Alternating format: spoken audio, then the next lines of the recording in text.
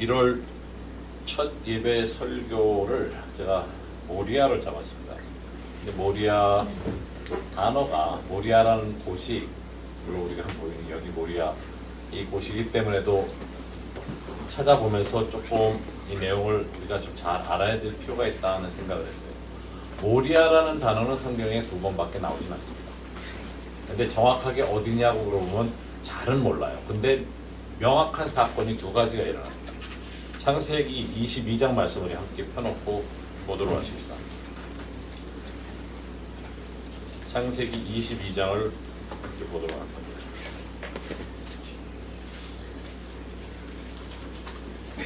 창세기 22장 찾는 동안에 저희가 사역을 하면서 이제껏 몇 번에 걸쳐서 성경 말씀에 있는 대로 하나님께서 기도에 대한 걸 가르쳐 주셨어요.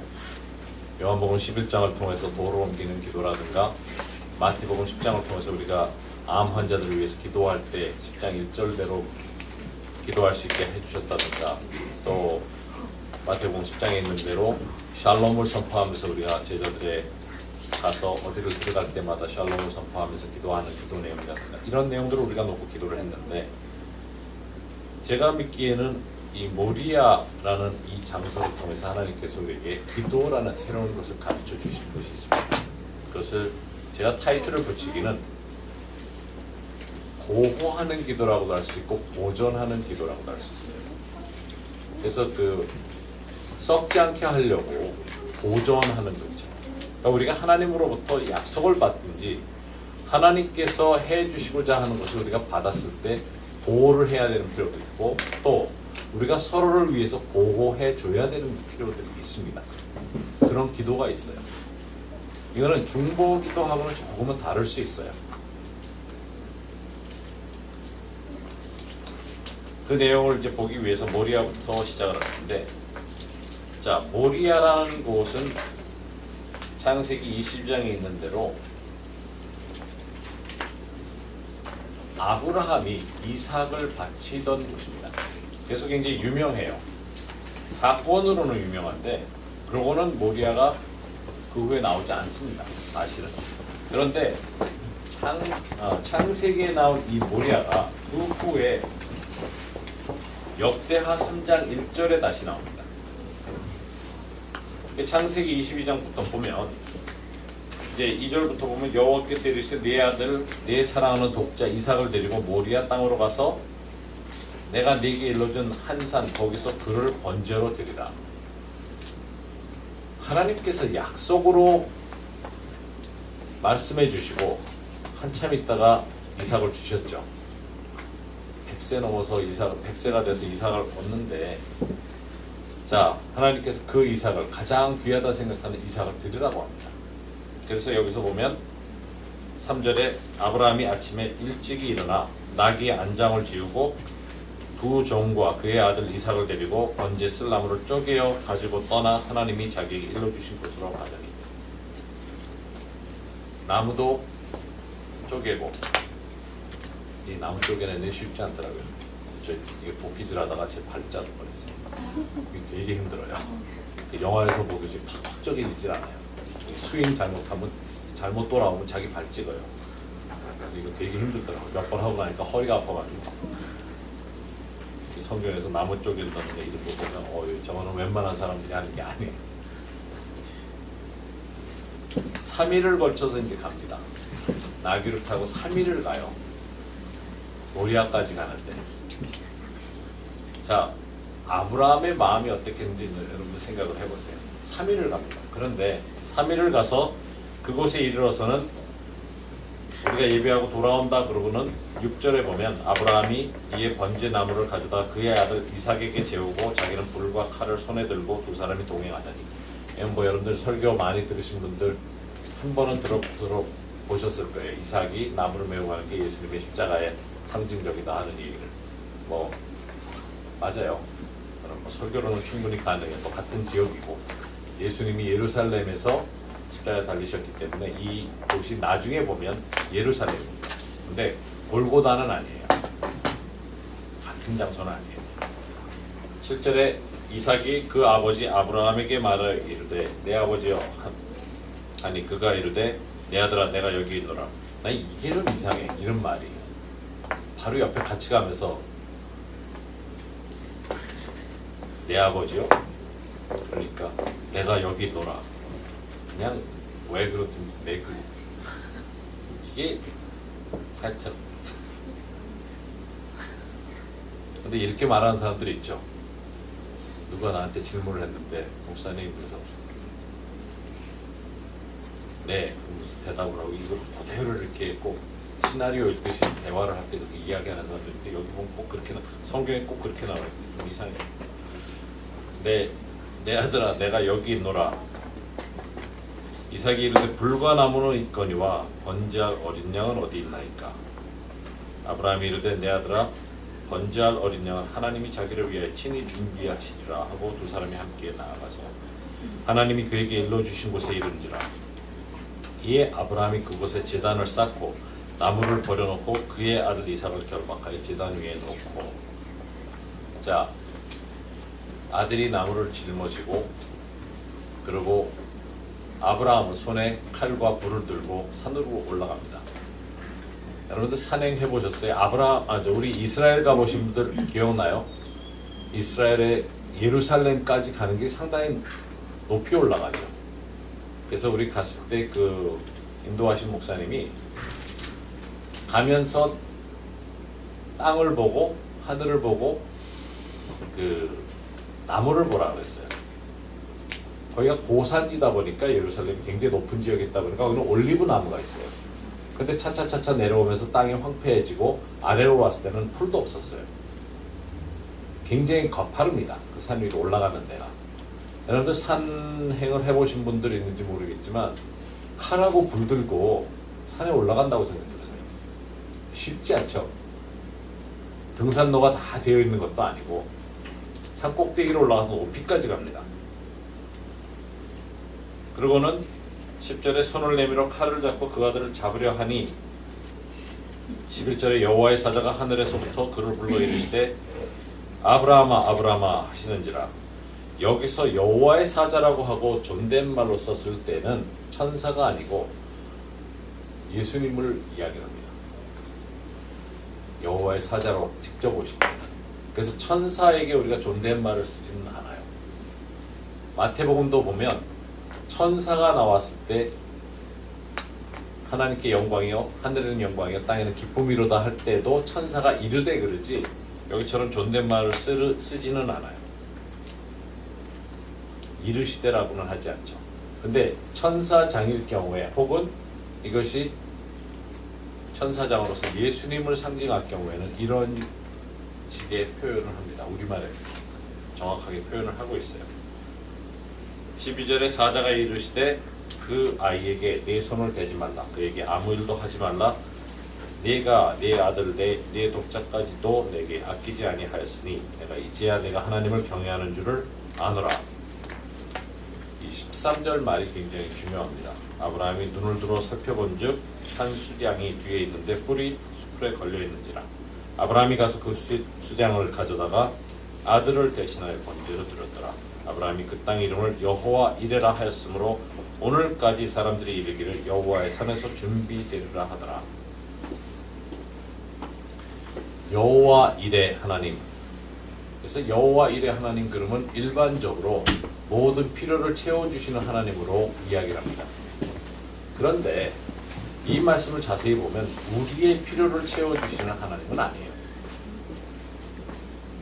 여호와 이레 하나님을 연결해가지고 옛날에 찬양 인도할 때 그 찬양 밤낮하면서 에베소서 4장 가지고 찬양을 연결해서 했는데 여호와 이레 하나님은 사실 우리의 필요를 채워주시는 하나님이 아니고 이 말씀대로 보면 제사를 번제를 드리는 데 필요한 것을 제공해 주시는 하나님이에요.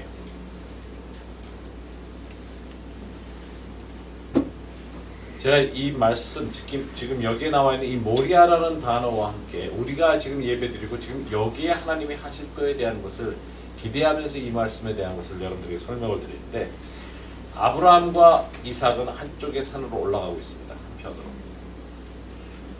또 반대쪽에서는 하나님이 양을 몰고 올라오고 있어요. 꼭대기 갔을 때에 만난 거죠. 예비하시는 하나님은 반대편에서 양을 몰고 올라오셨어요. 아브라함은 순종을 했기 때문에 이 편에서 하라는 대로 자기가 드릴 수 있는 제물을 드리기 위한 필요를 다 가져갔죠. 나무도 가져가고 불도 가져가고 제물을 잡을 칼까지 가지고 반대편으로 올라갔습니다. 이쪽에서는 하나님의 예비하심이 올라오고 있었던 거죠. 우리가 순종이라는 것을 할 때는 꼭대기까지 가야만 반대편에서 올라온 것을 볼 수 있는 겁니다. 우리가 순종을 해야 될 때는 끝까지 가야만 하나님의 예비하신 것을 만날 수가 있습니다. 산 꼭대기 갔을 때에만 번제 드릴 수 있는 것이 예비된 것을 확인할 수 있는 겁니다. 여호와 이레의 하나님은 순종을 온전히 한 사람들을 위해서 하나님께 드릴 것을 하나님이 친히 가져다 주시는 일을 하십니다. 그것이 여호와 이레의 하나님. 우리가 드리는 것은 우리가 드려요. 그렇지만 하나님께 진정 고귀하게 드릴 때는 하나님이 예비하신 것까지 함께해서 드릴 때 더 귀해지는 것이죠. 그것을 여기서 행하시고자 하는 것이 있습니다. 제가 믿기에는 여기에 여러 교회가 와서 예배 드리고 하면서 하나님의 기름 부으심을 굉장히 많이 부어놨어요. 임재도 있고 너무 좋아요.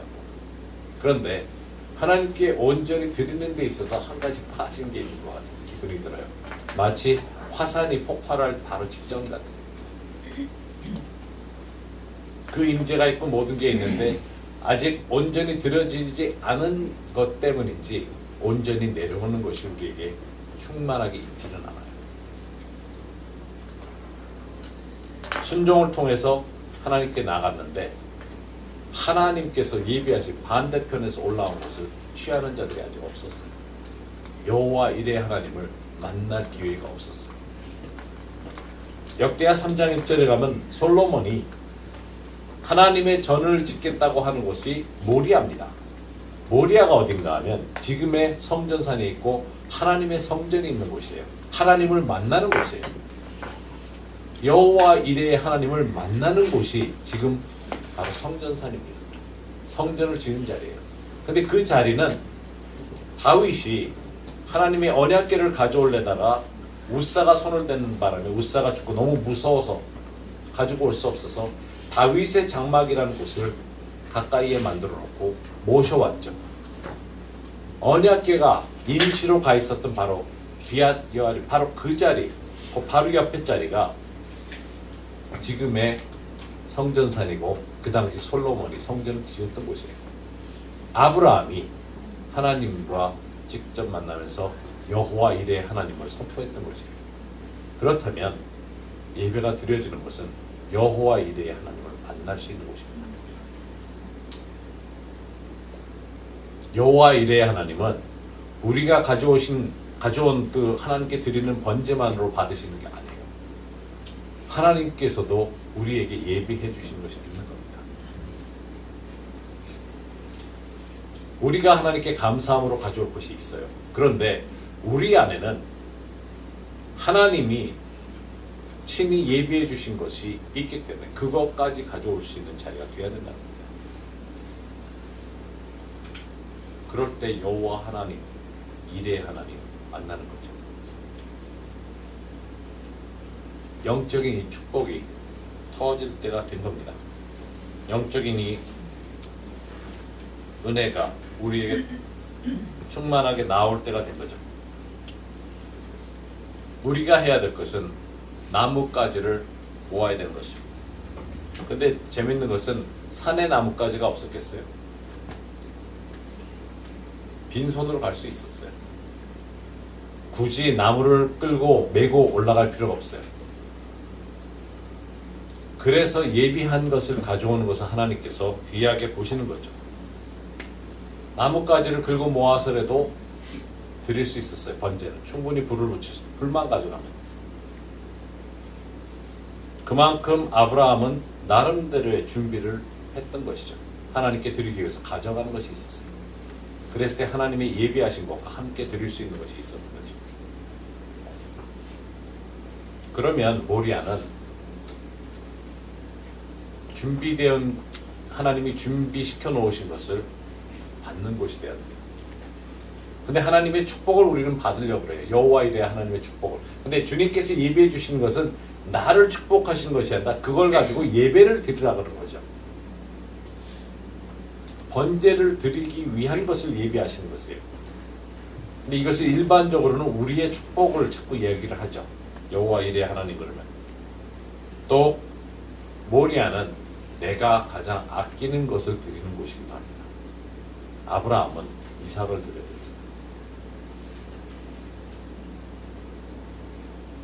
여러분 가장 아끼는 것, 가장 고귀한 것, 가장 귀한 것은 하나님 앞에 포기할 것을 무엇이라 생각하세요?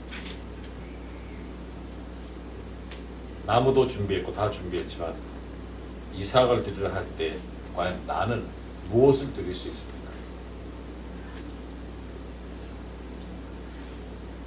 우리가 가져온 준비한 모든 것 위에 하나님까지 드리는 것이 모리아입니다. 그렇다면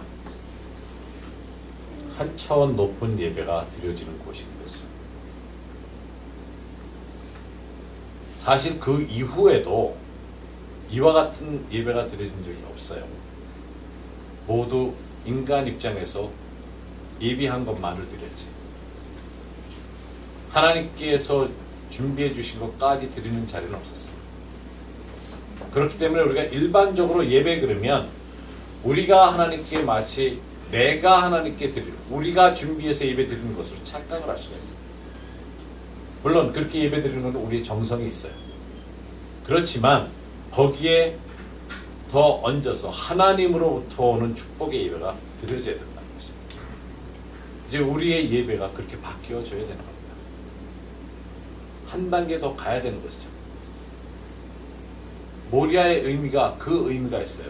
여기에 이제 그 8개 교회가 와서 예배를 드리고 지금 9번째 교회도 오전에 예배를 드리는데 중요한 거는 지금까지 드려진 예배 이상의 하나님의 예비하심이 얹어지는 예배가 드려져야 된다. 기적과 이사가 얹어지는 하나님으로부터 오는 모든 축복 이상의 것이 더 드려지는 것이 되어야 되는 것이죠. 마치 이곳은 하나님의 축복이 끓고 있는 용암이 밑에서 끓고 있는 것과 같은 것이죠. 위에서 폭발만 하면 굉장히 놀라운 역사가 일어날 수 있는 곳이기도 한 거죠. 그래서 그것을 올바로 예배를 드리기 위한 기도가 어떻게 되어져야 되나 하는 걸 계속 생각을 해왔습니다. 어떻게 기도를 해야 되는지. 하나님께 드리는 자리와 기도가 함께 가야 되는데 우리가 그러면 하나님 앞에 나오기 위해서 어떠한 간절한 마음으로 와야 되는지. 하나님께서는 계속적으로 예비하실 겁니다. 기적적인 것을 허락하실 거예요. 그런데 그것을 통해서 하나님께 예배드리기 위하여 우리가 준비하는 과정이 있어야 됩니다. 어떤 면에서는 우리 마음의 준비일 것이고 마음의 자세일 거예요. 사도행전 12장 말씀 보십시오.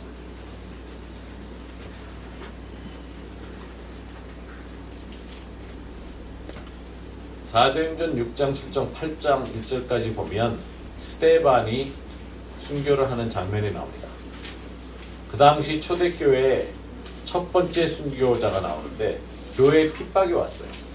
근데 그 핍박이 왔을 때에 교회가 반응을 못합니다. 그런 일이 이전에 없었기 때문에 어떻게 해야 되는지를 몰라요. 그래서 사실 스데반은 이민 온 사람이었어요. 이민 간 사람이에요. 이민 나갔던 사람이 예루살렘에 돌아왔는데 이민 왔던 사람들 가운데서 폭동이 일어나면서 스데반을 죽이는 일을 합니다. 유대 땅에서 살고 있던 본토배기들이 아니고. 그래서 이제 다른 사람들이 다 흩어져 나가기 시작을 하는데 그 당시에 어떻게 그것을 놓고 기도해야 되는지 몰랐어요. 그런데 사도행전 12장에 또 한 차례 핍박이 옵니다. 사도행전 12장 1절을 보면 그때 헤롯 왕이 손을 들어 교회 중에서 몇 사람을 해하려 하여 요한의 형제 야고보를 칼로 죽이니 여러분들 요한의 형제 야고보에 대해서 세베대의 아들들에 대해서 아시는 게 있죠. 세베대의 아들들이 예수님 당신의 우편에 좌편에 앉게 해달라 그러죠. 그랬을 때 예수님이 너희들이 내가 짊어질 십자가를 짊어질 수 있겠느냐 하는 이야기를 딱 할 수 있다 그래요. 거기에 치맛바람에 세베대의 부인까지 어머니까지 등장해가지고 우리 아들을 오른쪽 왼쪽에 앉혀달라고 그러죠. 그 일이 있은 지 몇 년 채 안 됐어요. 왜냐하면 예수님이 3년 반 계셨으니까 몇 년 지나지도 않았는데 큰아들이 순교를 합니다. 칼에 죽어요. 헤롯에 의해서. 아마 그 순간에 요한의 어머니가 회개를 했을지 몰라요. 그 지워달라고. 왜냐하면 둘째 아들까지 그렇게 일구고 싶지는 않았을 거예요. 그래서 그랬는지 하여튼 요한은 안 죽어요. 순교로. 늙어서 죽는데 제자들 중에 유일하게 순교를 안 하는 제자죠.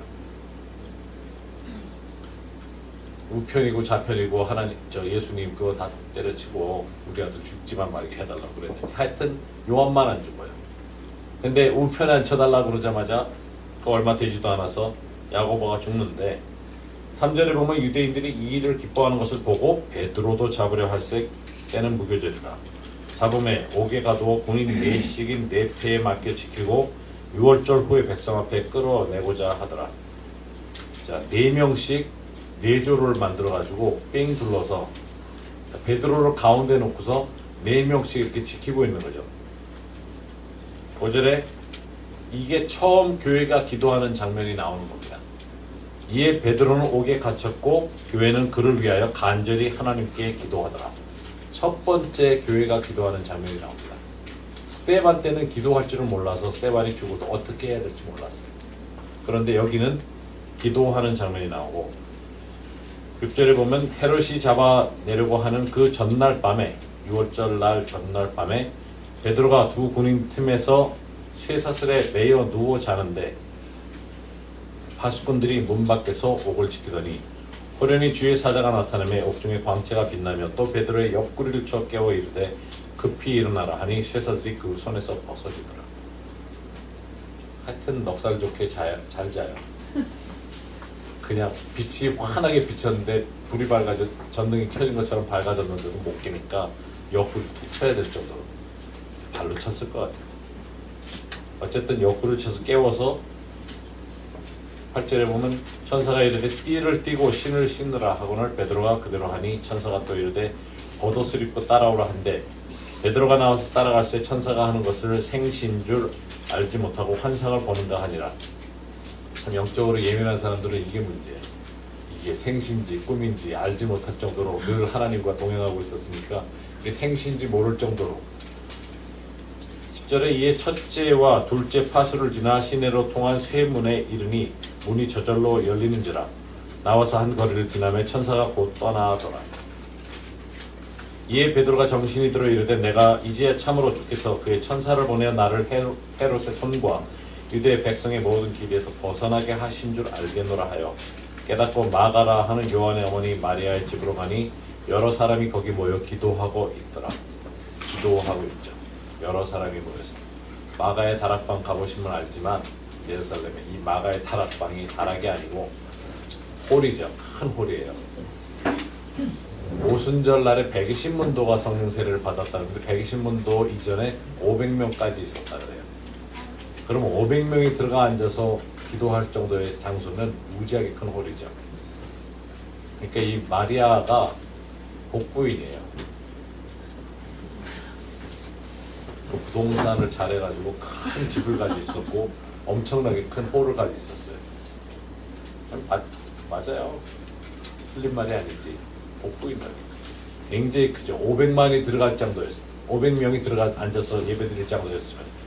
그런데 거기서 기도하고 있었는데 13절에 베드로가 대문을 두드린데 로데라 하는 여자아이가 영접하러 나왔다가 베드로의 음성인 줄 알고, 그러니까 평소에 베드로가 거기 자주 있었기 때문에 이 아이가 베드로의 음성을 알았던 거죠.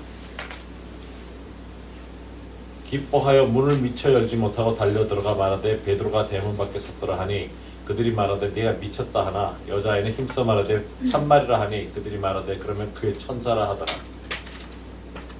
참 믿어주지 않는 것도 참 힘들어요. 베드로가 문 두드리기를 그치지 아니하니 그들이 문을 열어 베드로를 보고 놀라는지라. 좀 재밌지 않아요?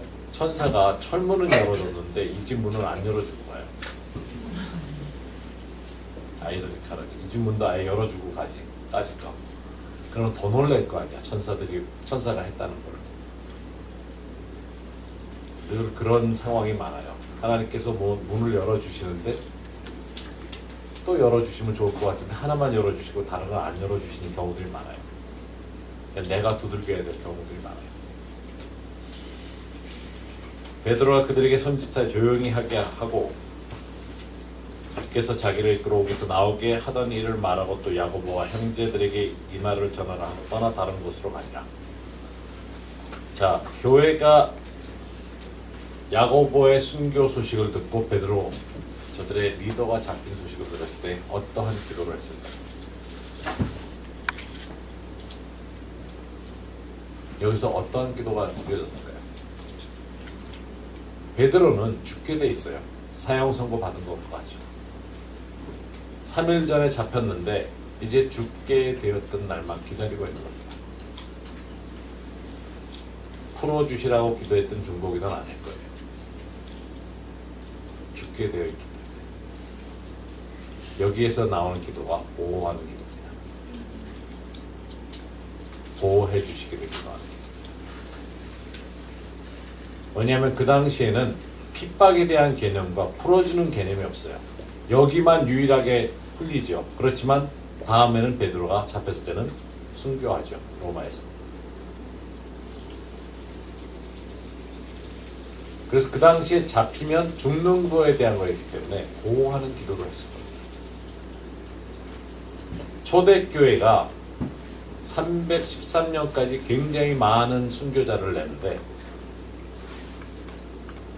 순교자들이 어디 가서 누가 잡혔다 하는 이야기를 들을 때마다 교회가 했던 기도는 저들이 온전한 신앙을 지키다가 순교하도록 보호하는 기도를 했던 거죠. 다시 얘기해서 보호하는 기도는 온전히 하나님께 저들이 제물로 드려지게끔 하는 기도인 겁니다.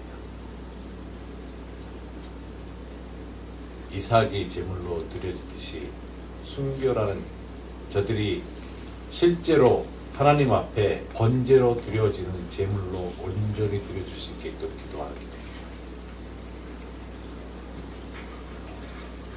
자, 여기서 우리가 이 자리를 생각을 하면서 모리아라는 곳이 보호해서 기도를 드려야 되는 곳이라고 한다면 여호와 이레의 하나님을 우리가 만나는 곳이라면 내가 하나님께 드리는 그 예배가 나를 하나님께 드리는 예배가 번제로 드려지는 예배가 내가 가장 소중히 여기는 것을 하나님께 드리는 그 예배가 보호하는 기도 속에서 이루어져야 되는 겁니다.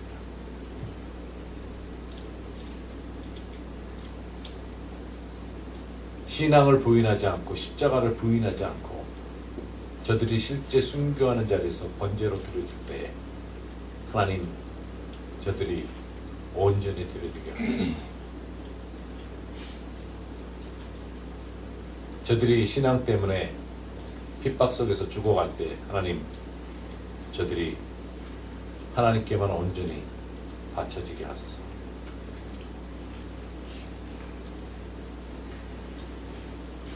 그것이 모리아가 우리에게 주는 교훈이고 그곳이 바로 하나님께 번제로 드려졌던 바로 성전이 지어졌던 곳이기도 한 곳입니다. 다윗의 장막이 있었던 곳입니다. 다윗의 장막 그러면 일반적으로 예배를 생각을 해요. 다윗의 장막은 번제를 드리는 곳이죠. 하나님 앞에 온전히 드리고자 했던 곳이죠. 바로 그 자리가 같은 자리가 그 바로 1000년 전에 아브라함이 이삭을 드렸던 여호와 이레의 하나님을 만났던 곳입니다. 지금 우리가 여기에 모리아에서 예배를 드리면서 하나님께 드린다 생각을 하는 자체가 제가 그래서 우리가 예배 자체 또 어떤 형식, 종교적인 형식이 아닌 진정으로 드리는 것에 대한 것을 초점을 맞춘다면 우리가 드려야 되는 예배는 바로 하나님 앞에 온전하게, 진짜 온전하다는 말 자체가 우리 자신 부끄러울 정도로 하나님 앞에 보호된 가운데 예비하심의 하나님의 여호와 이레의 하나님의 우리의 삶에 드려짐과 주님의 축복으로 더해지는 것과 함께 드려지는 그 자리가 되어져야 된다. 그렇게 될 때 하나님께서 우리 통해서 이루시고자 하시고 하시고자 하시는 일들이 무한한 겁니다. 우리가 은사나 영적 기름 부으심이나 이런 것, 영적인 예민한 것에 초점을 많이 맞춰요. 사실 은사는 거저 있죠. 그러나 성숙은 굉장히 비쌉니다. 가치는 부여할 수밖에 없어요. 대가를 치러야 되니까. 믿음은 무한하신 하나님의 성품에 동참하게 만듭니다. 그리고 그것으로 인해서 불가능을 가능케 하는 일을 하죠. 그래서 이제부터 우리가 하는 기도는 주님 앞에 드려지는 기도는 주님 앞에 나올 때마다 이것을 예배를 통해서 드리는 기도는 보호하는 기도를 시작해야 합니다. 그 간절함으로 이미 감옥에 잡혀서 순교하고자 준비하고 있는 자들을 향해서 조용히 찬양 부르며 죽어가는 자들을 향해서 교회는 하나님 저들을 보호해 주옵소서. 저들을 붙들어 주옵소서. 저들이 하나님께 온전히 번제로 드려질 때 하나님께만 드려지게 해주소서 하는 간절함의 기도가 있었던 거죠. 그 보호의 기도가 우리가 진정한 그런 마음으로 드려지는 기도가 된다면 우리 예배에 나올 때의 기도가 짧게라도 그렇게 드려지는 기도로 바뀌어지기 시작을 한다면 하나님께서 이곳을 향해서 베풀어 주시고자 하신 것이 이제껏 우리가 보지 못했던 많은 것들을 경험하게 될 겁니다. 그래서 저희가 그것을 기대할 수 있어요. 특히 2018년에는 그것을 기대할 수 있어요. 제가 2016년부터 기도하면서 10월에 예배를 드리면서 2018년부터의 기대를 가지고 열매를 가지고 기도를 해온 것들입니다. 그렇다면 기대할 것들이 많이 있어요. 하나님이 우리에게 예비하신 것들을 주실 것들이 많이 있습니다. 이 일이 이루어질 때 하나님께서 우리를 통해서 하시는 것을 더 보게 됩니다. 늘 우리를 놀랍게 하실 거예요. 여기 장면이 너무 재밌는 게 그 어린아이가 베드로 음성만 듣고서 베드로 왔다고 문은 미처 놀래가지고 열지도 못하고. 근데 그런 일도 많이 보잖아요. 치유 나타났을 때마다 그런 일 보잖아요. 진짜 낫냐고. 제가 그 얘기도 지난번에 했지만 캄보디아에 우리 보리 형제 처음에 할머니가 눈을 뜨고서 보니까 진짜 보이냐고 자꾸 쳐다보고 놀래가지고 진짜 보이냐고 4번 물어보다가 한 대 얻어맞았잖아요. 보이는데 근데 왜 탁 치고 가버렸잖아요. 이 기도를 우리가 생각을 해야 됩니다. 이거는 신앙을 보호하는 어떤 면에서는 썩지 않게 하는 우리 신앙이 온전하게 되는 순수하게만 있게끔 만들어주는 기도가 되는 겁니다. 이것은 우리가 하나님 앞에 나올 때마다 특히 이곳에서 모리아라는 여러분들이 이름을 생각할 때마다 이곳에서 예배 드릴 때마다 나오면서 기도를 그렇게 하셔야 됩니다. 순교는 교회의 씨앗이 됐습니다. 그러면 모리아에서의 예배는 우리의 보호와 하나님께 온전히 드려지는 그 예배는 엄청난 하늘로부터 하늘나라가 이 땅에 임하시게 하는 아버지의 뜻이 이 땅에서 이루어지는 것을 보게 하는 놀라운 결과를 가져올 겁니다. 올해를 그것을 기대하십시다. 우리 예배 가운데 임하실 하나님의 영광을 기대하십시다. 하나님의 영광은 무게로 느껴져요. 하나님의 영광은, 영광이라는 단어, glory라는 단어에는 무게라는 단어가 있습니다. 의미가 있습니다. 그걸 느낄 수 있는 자리까지 가십시다. 저도 둠에서 하나님의 영광이니 뭐니 느끼지 못하고 기도받아도 쓰러지진 않아가지고 불쌍합니다. 제가 볼 때도. 하나님께서 그 일을 행하실 것을 기대하십시다. 우리 예배 가운데 행하실 주님을, 그래서 우리가 찬양할 수 있고 예배할 때마다 그것을 기대하십시다. 여기에 그 기도가 쌓인 것이 있어요. 그것이 교회들도 왔지만 또 신권사님 그동안 기도하면서 하나님 앞에서 늘 기도하면서 여기 쌓아놓은 게 있어요. 이제는 보호의 기도를 통해서 우리가 하나님 앞에 나올 때마다 진짜 순교자가 하나님 앞에 태워서 드려지기 직전의 그 모습으로 가자는 거예요. 어차피 그렇게 살려고 여러분들이 결정을 하셨으면 매번 예배 때마다 하나님께 온전히 드리자는 거예요. 우리가 통일 이유를 놓고 기도를 한다고 하고 늘 그 얘기를 하지만 진정 우리가 밑거름이 되겠느냐는 거죠. 그런 자세로 예배를 드려야만 우리가 결과를 볼 수 있습니다. 예배를 우리 너무 쉽게 생각하지 말자. 적어도 모리아에서 드리는 예배는 하나님 앞에 온전히 우리 자신을 살아드리는 예배로 드리자. 그리고 기대하십니다. 2018년에 하나님께서 어떻게 우리 안에 행하실 것인지 기대하자고요. 현실을 바라봐서는 믿음이 안 생겨요. 그러나 제가 믿기에는 모리아라는 그 단어를 여러분들이 올바로 이해하시고 올바로 이 말씀을 이해를 하신다면 우리가 드릴 그 예배 때마다 보호하는, 우리 자신을 보호하면서 하나님께 드릴 때마다 조금은 다른 차원에서 하늘나라가 이곳에 임하는 것을 경험하게 될 겁니다. 기대하십시다. 같이 기도하십시다.